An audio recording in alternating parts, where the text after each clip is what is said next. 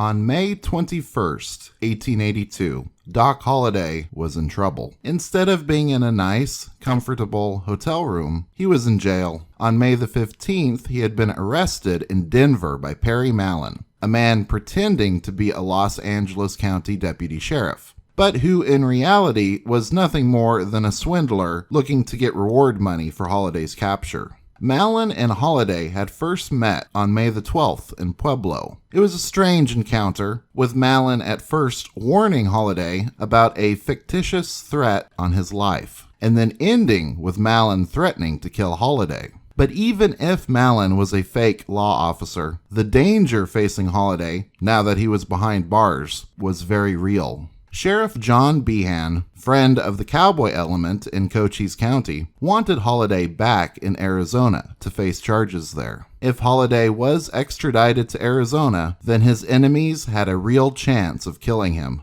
A reporter for the Denver Republican met Holliday while he was in jail and interviewed him. The following is a reading of that interview. From the Denver Republican, Denver, Colorado, May 22nd, 1882. Awful Arizona. Doc Holliday tells the story of the country of rustlers and killers. He predicts that he will be killed should he be taken back to Tombstone, and says he would rather be shot down here than murdered there. Death by the hands of an officer, preferable to hanging by thieves.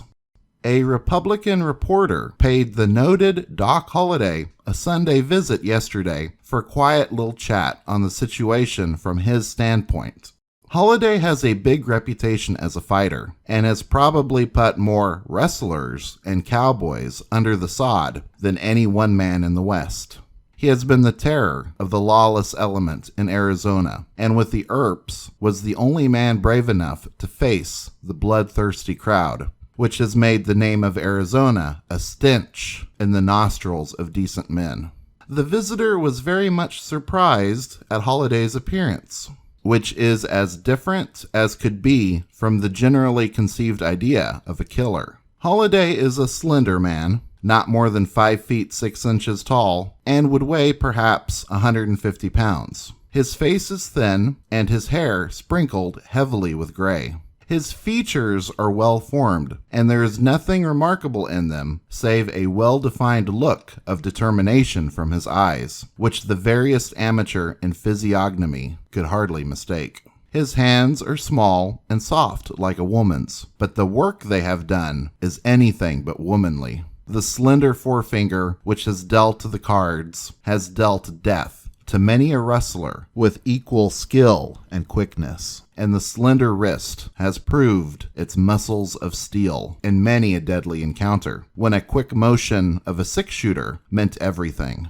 Holliday was dressed neatly in black with a colored linen shirt. The first thing noticeable about him in opening the conversation was his soft voice and modest manners. He explained the case as follows.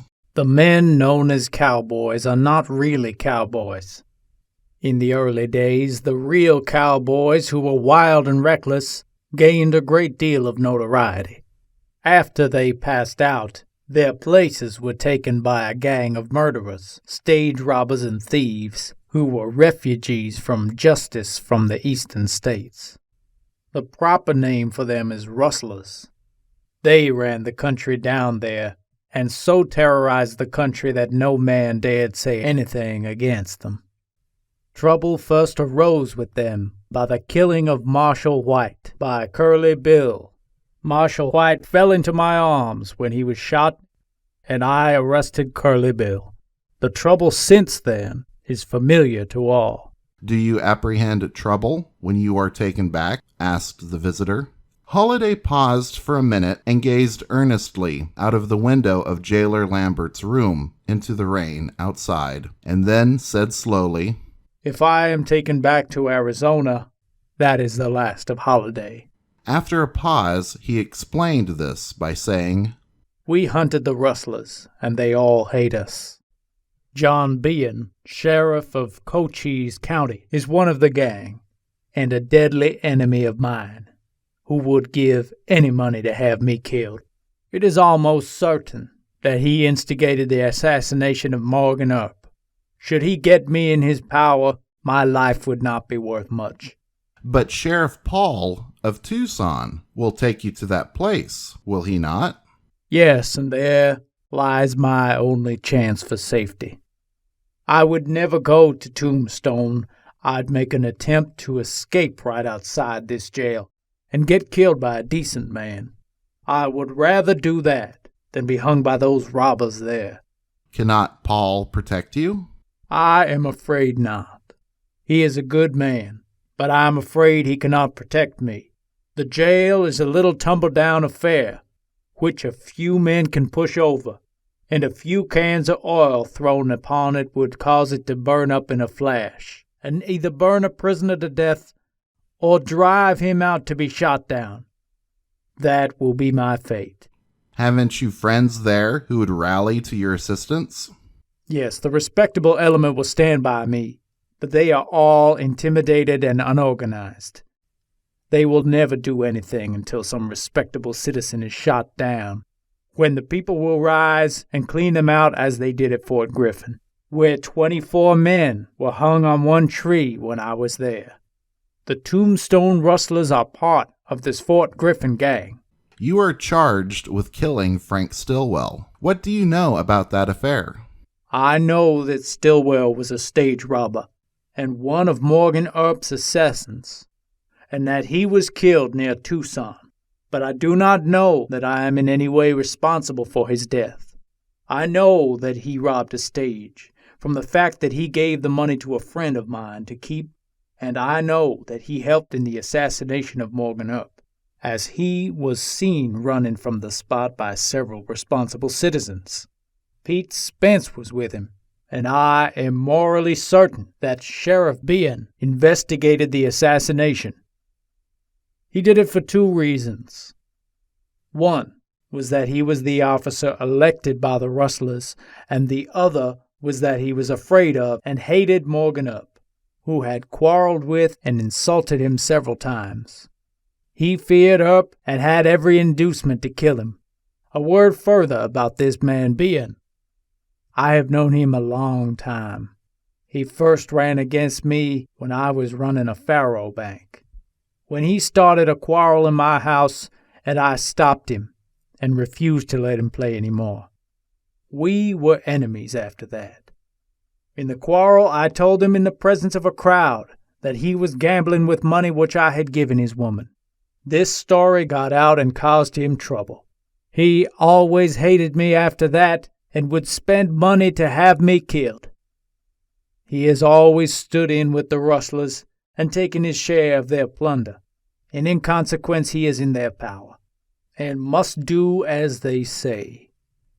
This is shown by the fact he has 5 rustlers under him as deputies.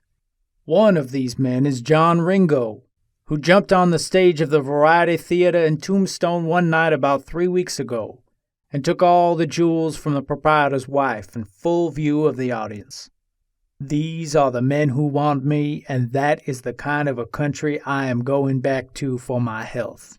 It's a nice, sociable country, I must admit, responded the visitor, who ran over mentally all the terrible outrages which had been committed of late by the noted rustlers, including a train robbery or 2 and several stage robberies. Holliday, in response to a question, then turned his attention to Mallon, the officer who followed him and caused his arrest here.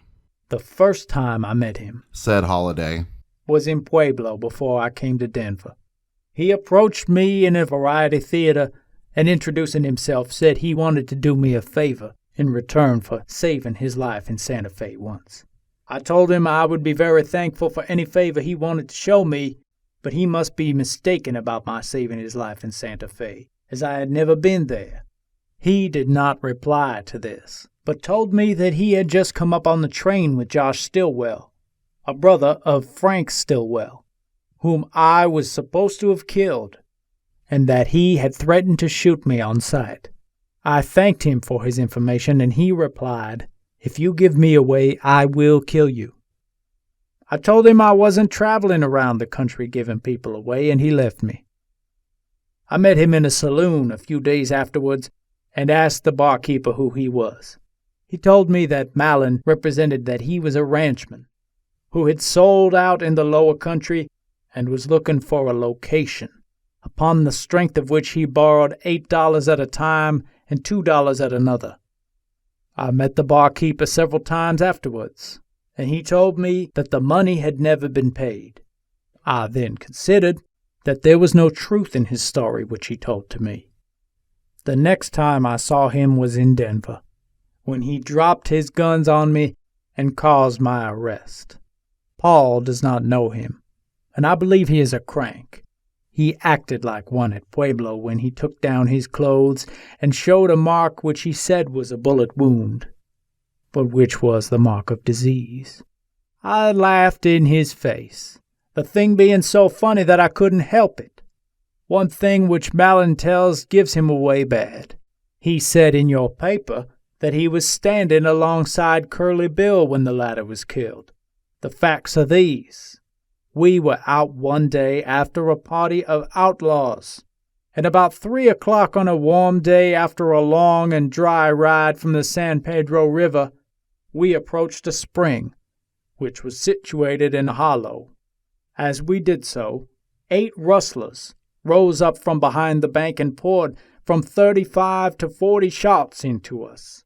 Our escape was miraculous. The shots cut our clothes and saddles and killed 1 horse, but did not hit us. I think we would have been all killed if God Almighty wasn't on our side. Wyatt Earp turned loose with a shotgun and killed Curly Bill. Pete Spencer and Pony Deal, all of them wanted by the authorities, and Wells Fargo and Company. Pony Deal, I am told, was killed a few days ago on the railroad by soldiers. If Mallon was alongside of Curly Bill when he was killed, he was with one of the worst gang of murderers and robbers in the country. Where are the Earps? In Colorado, over in the Gunnison, I believe. Didn't you have a quarrel with them in Pueblo a few weeks ago? We had a little misunderstanding, but it didn't amount to much. Would they help you now? Yes, all they could, but they are wanted themselves, and of course couldn't go back with me without putting themselves in danger, without doing me any good. Holliday, in conclusion, said that Mallon's claim that he, Holliday, had killed his partner in Utah was false, as at the very time Mallon claims the killing was done, the speaker was here in Denver, dealing for Charlie Foster in Babbitt's house, where Ed Chase is now located. Holliday further says that he was never in Utah. After leaving Denver, he went to Dodge City, Kansas, where he stayed some time, going to Arizona from there. In going back, he said he would be safe until he reached a point below Albuquerque, and that it would not be healthy for Mallon to go on the same train. Gary Roberts, author of Doc Holliday, The Life and Legend, called this interview a masterful performance, and I agree. Doc Holliday was worried for his life, and an interview allowed him to try and get as much popular support behind him as possible. I'd like to discuss a couple of points about this interview. First, Doc claimed that when Fred White, Marshal of Tombstone, died at the hands of Curly Bill Brocious, that White fell into the arms of Holliday, who then arrested Curly Bill. When Fred White was shot, it was Wyatt Earp, his brother Morgan, and Fred Dodge, who were on the scene, and who took Curly Bill into custody. Doc Holliday was in Tombstone and assisted Wyatt in checking out the town after the shooting, making sure that there would be no more trouble that night. Of course, that doesn't sound as good. Secondly, Doc links the cowboy faction in Arizona to a group of outlaws operating around Fort Griffin, and claims that 24 men were hanged on one tree when he was there. Fort Griffin, or more specifically, the small town outside of the fort, that was called the Flat, was one of the many places Doc would travel to on the frontier. A Fort Griffin Vigilance Committee was formed in 1876, and over the following 2 years, many suspected cattle and horse thieves were hanged. And like Holliday said, there was a mass hanging, although the numbers are different. 11 suspected horse thieves were hanged at one time by the Vigilance Committee. A Kansas paper covered the story. The citizens of Fort Griffin, Texas, held a regular hanging matinee the other day. 11 men were captured and hung by the indignant citizens for attempting to steal a herd of 7 horses. Doc Holliday would be saved from being extradited to Arizona with the help of friends, notably Bat Masterson. A fake charge of grand larceny in Pueblo, Colorado was created so that Pueblo would have legal priority over Arizona. Doc traveled with Bat Masterson to Pueblo on May the 31st, where Holliday was released on bail. I would like to thank the Western History and Genealogy Department of the Denver Public Library for finding this interview for me in their archives. It was more difficult to get a hold of, and that's why my other Doc Holliday interview video came out first, even though that interview took place after Doc had been released from jail.